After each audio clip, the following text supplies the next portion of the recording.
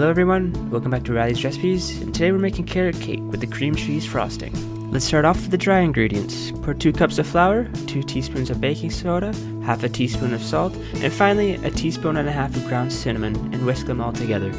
Next, grab a separate mixing bowl to create the wet component. Pour 1 1/4 cup of vegetable oil. You can also use canola oil or olive oil. Combine that with both white and brown sugar, and throw in a teaspoon of vanilla extract and whisk all together until it's nice and smooth.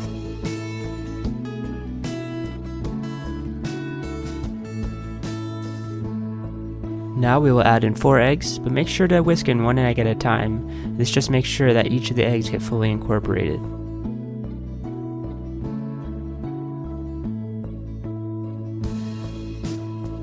Once all 4 eggs have been added, it is time to combine the wet and dry ingredients. Pour in the dry ingredients a little bit at a time. Just like the eggs, this is just to make sure everything gets combined.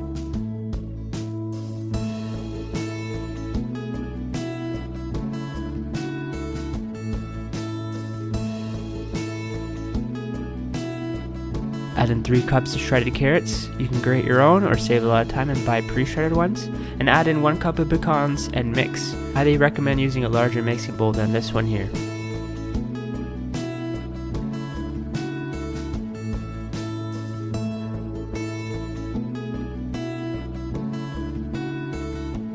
Now that the cake batter is finished, all we have to do is bake it.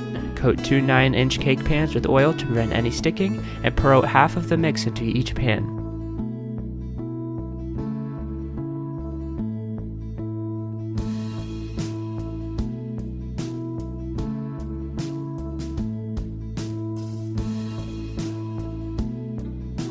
Bake the cake for about 40 minutes at 350 degrees.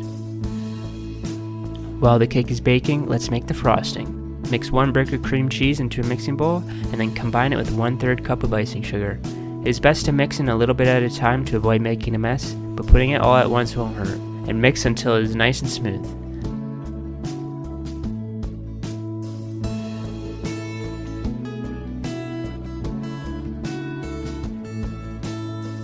Then, for the final touch, mix in 1/3 cup of heavy cream and the frosting is complete.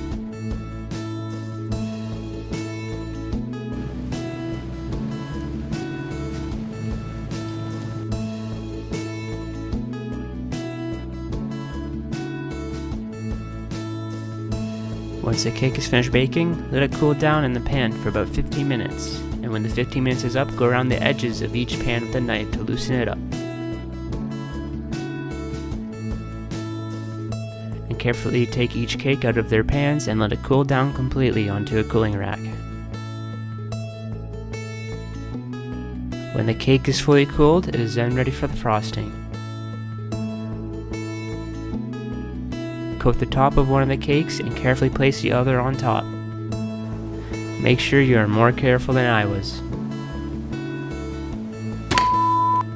And if that happens to you, don't worry, the frosting certainly helps hide the damage.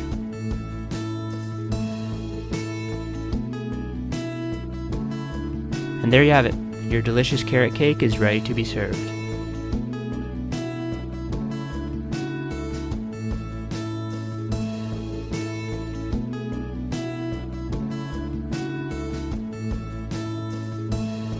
Thank you so much for watching Riley's Recipes, and I'll see you next time.